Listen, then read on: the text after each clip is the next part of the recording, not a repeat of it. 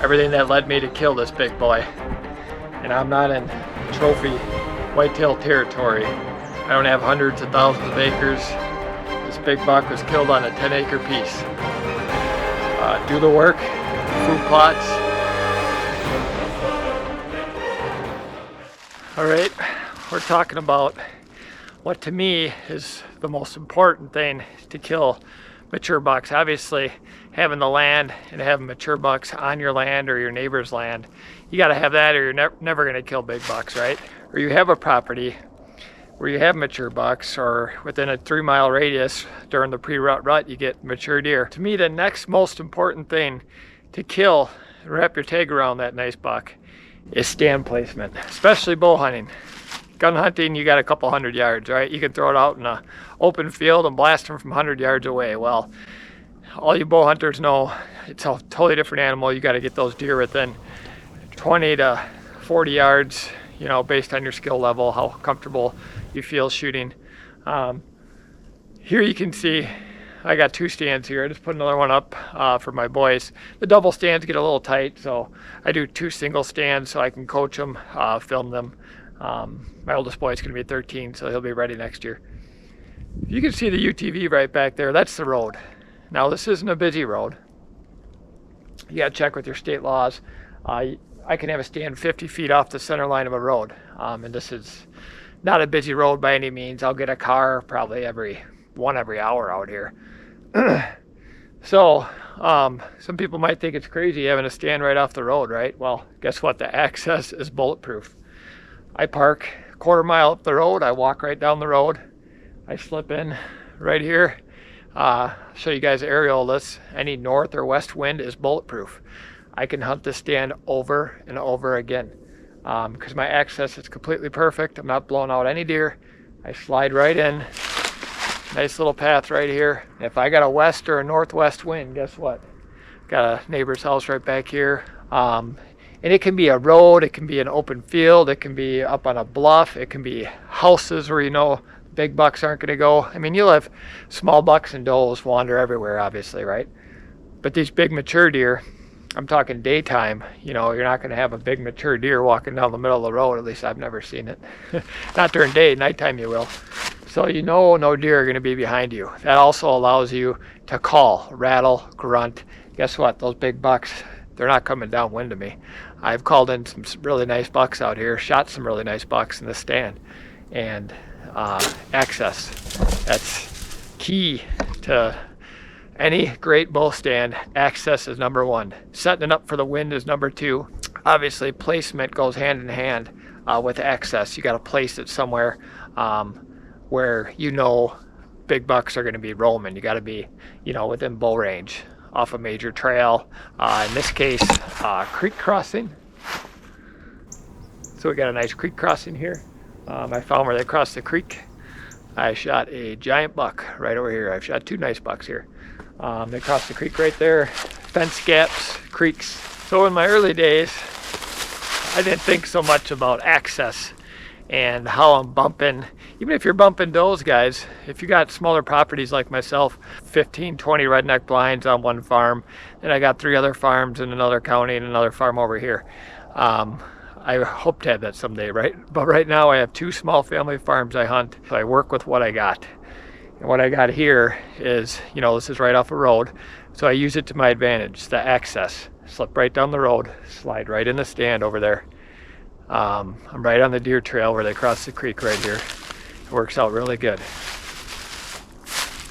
So, in my early stages of my career, I would, you know, you get a big buck on camera right by a food plot, or, you know, it'd be a night picture and a major trail, and you're like, oh, okay, sweet, I got this huge buck. You know, I got to go put a stand right here, right where this camera is, right where I see this big buck, or right on this main trail. You know, I got to get right in the real thick stuff. This is the main trail. This is where I'm going to hunt. And I dive in there and go hunt it, hang a stand, super intrusive, bumping deer, blowing deer out, getting to my stand, getting down from my stand in the evening, hunting over a food plot, bumping deer like crazy. And, you know, there's about 2 years there that I had tag soup. And once I got it figured out how important access is, and stand placement with the wind, but mainly access to that stand, not being super intrusive, bumping out deer, especially since I'm after big bucks. They're a totally different animal. You guys are hunting thick area like this, you're tranching through it, getting in there to hunt your stand. Well, guess what? You're letting every deer know you're coming. And it works for you great. Everyone gets lucky once in a while, but I would be willing to bet you're not consistently killing big deer if that's how you're hunting. Because those deer are gonna, A, they're gonna hear you coming, B, they're gonna smell you. If you got real thick area like this, guys, hunt the perimeter of it. Like I said, I just got my stands on the real outside, and I give this entire 14 acres, 10 acres is overgrown pasture, and I plant another 4 of bedding. I give that all to the deer, and I just hunt the very outside. Got 2 stands that I hunt in here, well, 3 now, on the outside of the property. I give it all to the deer, so I think that really helps my success rate killing big bucks every year. So something to keep in mind. All right, here we are, December in Wisconsin, and I'm moving some stands and sharing my passion of chasing big deer with you. And a key to my success there is stand placement. Since I've got this figured out the last couple of years, I've been fortunate enough to take some really nice bucks down. And I've had opportunities at even bigger deer. And I credit a lot of it to stand placement. Access, exit, and hunting the wind right. And don't be afraid to give deer, especially, I have small properties. I don't have hundreds, thousands of acres in prime whitetail country. I got about 14 acres of hunting land at this family farm, and about only 5 acres of hunting land at the other family farm.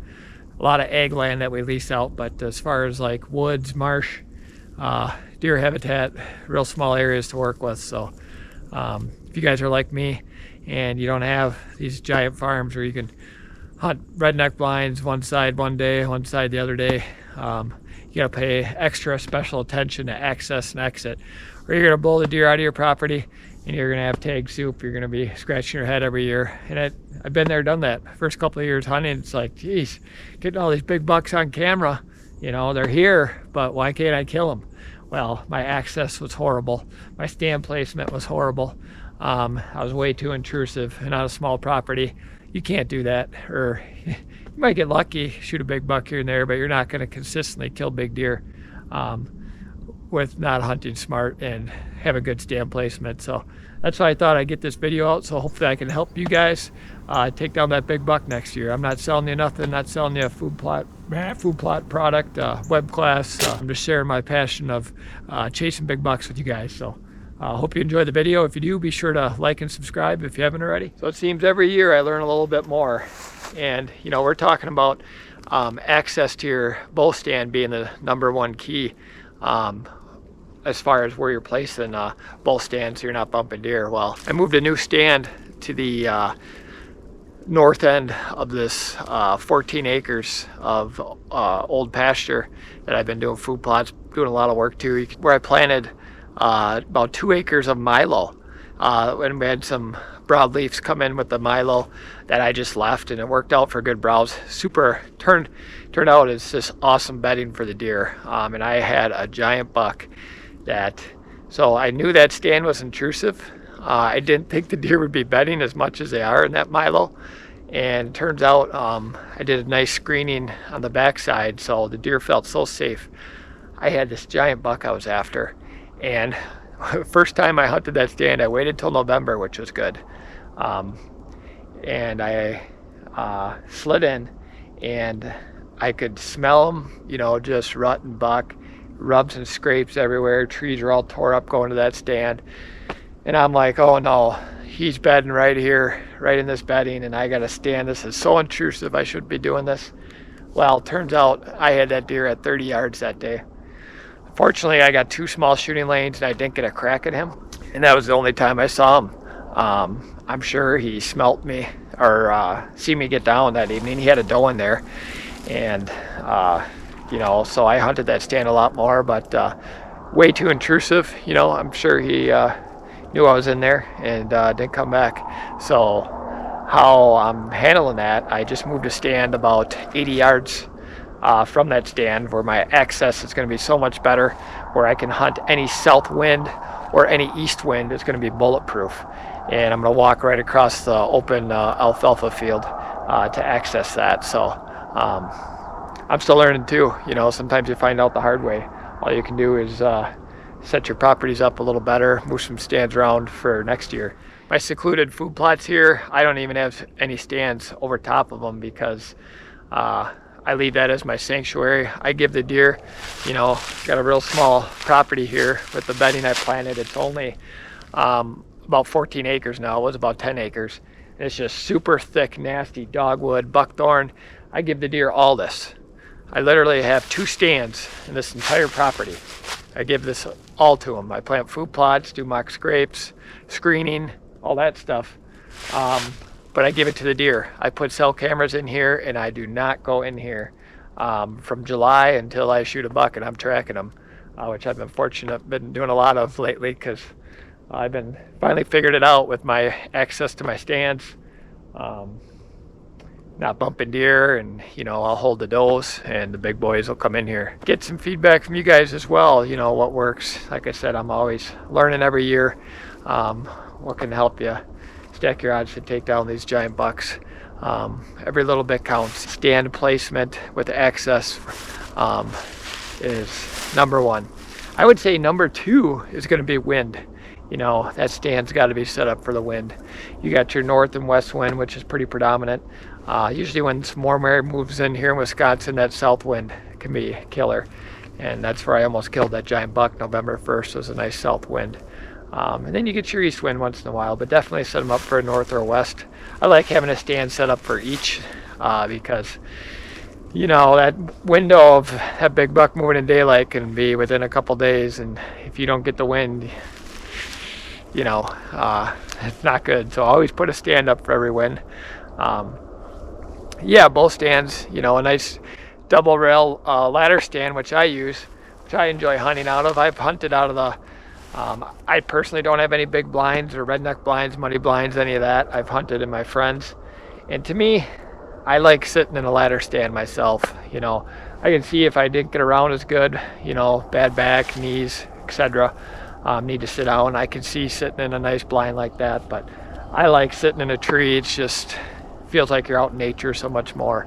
And the nice thing about these is, you know, I can buy, these are about $250 a pop, so I can buy 20 of those versus a nice blind on a tower. You know, I can buy 20 ladder stands and put them out for all the winds, so it's not that big a deal if you think about it. But you get 20 box blinds, you know, tower stands, redneck muddies, you're talking a lot of money. So crazy about big bucks, chasing them. I love the cat mouse game, the whole chase, everything about it I love. So I'm super passionate about it, love doing it, and that's why I'm sharing it with you guys. It's something that's definitely in my blood, and I think about it almost every day. So I hope you guys enjoyed the video. If you do, give it a like and subscribe if you haven't already. And try putting a video out now that we're in our off season here. I'm gonna try to put a video. I'm not hunting hard.